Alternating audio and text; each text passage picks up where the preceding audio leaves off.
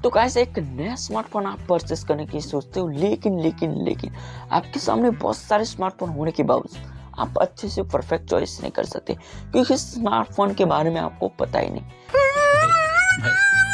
कि उसमें प्रोसेसर कौन सा है, फंक्शन कौन सा है, फीचर कौन सा है और कैसा स्मार्टफोन आता है, उसका चार्जर कैसा है, बैटरी बैकअप कैसी, वो सब यहाँ पे आपको नहीं पता चलता। इसलिए यहाँ पे आप क्या करते हो, कोई भी ऐसा स्मार्टफोन परचेस कर लेते हो।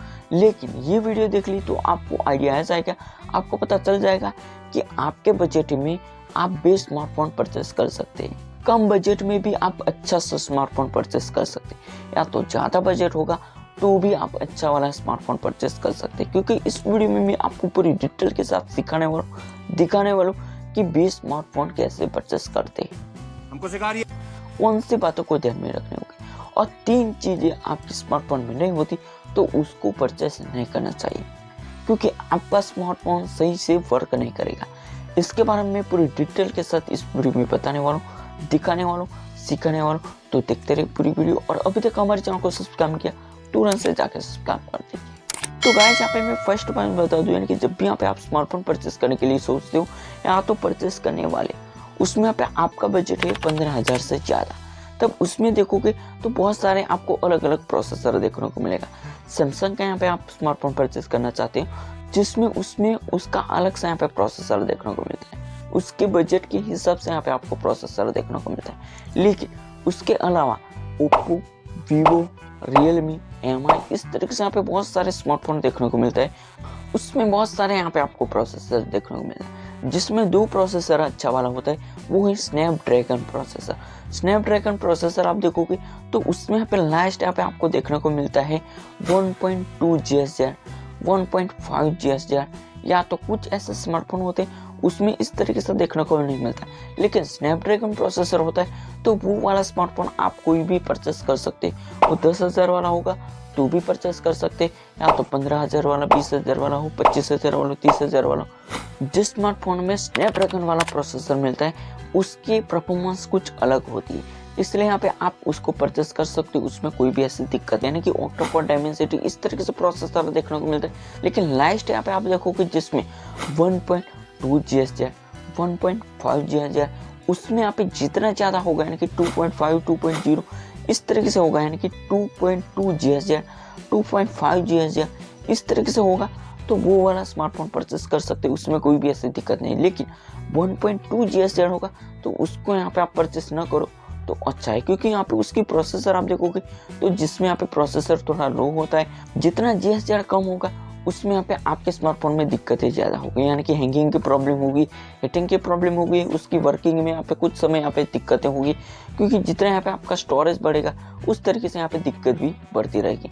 इसलिए यहाँ पे जितना हो सके उसमें यहाँ पे 1.2 GHz से यहाँ पे ज़्यादा होगा, यानी कि 2.2 GHz, 2.5 GHz इस तरीके से प्रोसेसर मिलता है तो उसको यहाँ पे आप परचेस करें।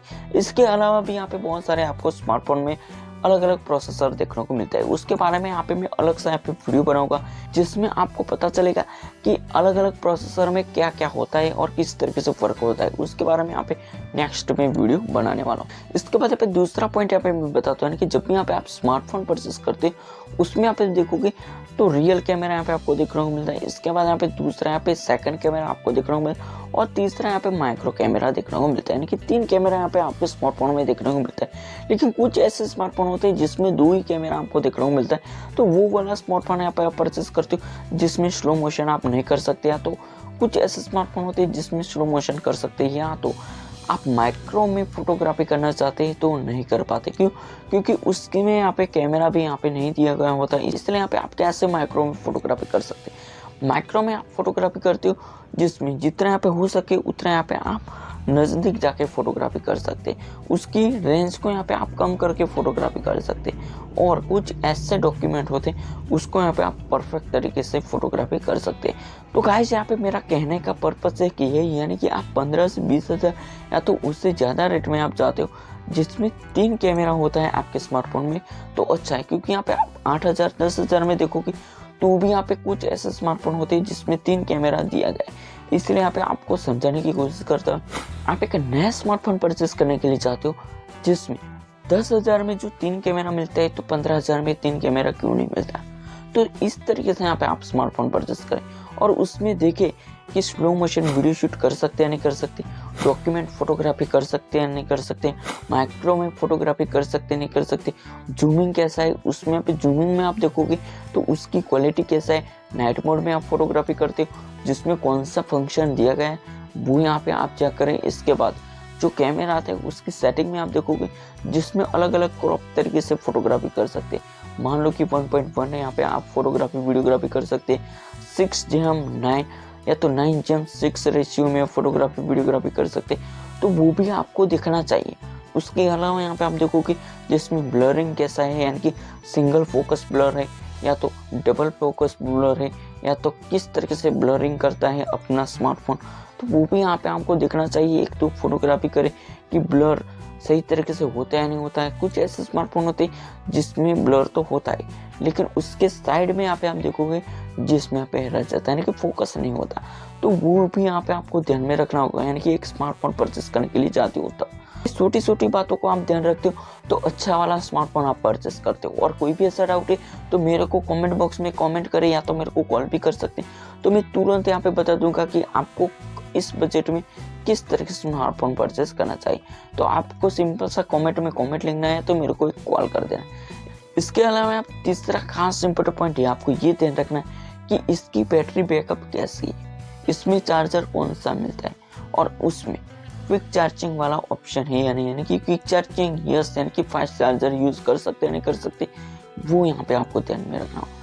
नहीं तो क्या होगा, आप स्मार्टफोन तो परचेस करते हो, काफी सारे व्यूवर्स ऐसी गलती करते हैं, 15,000 वाला स्मार्टफोन परचेस करते उसमें क्विक चार्जिंग नो लिखा होता है, यानी कि फास्ट चार्जर को आप यूज नहीं कर सकते, लेकिन क्या करते कहीं पे जाते हैं और फास्ट चार्जर वाला यहाँ पे यूज कर लेते, जिसकी वजह से जो भी हमारे स्मार्टफोन के अंदर बैटरी आती है वो खराब हो जाती, का तो फूल जाती, फट जाती, बहुत ज़्यादा हीट होने लगते हैं और दूसरे दिन यहाँ पे उसका चार्जर यानी कि रियल चार्जर से यहाँ पे यूज़ करता है तो सही से चार्ज भी नहीं होता, उसमें यहाँ पे समय लगता है।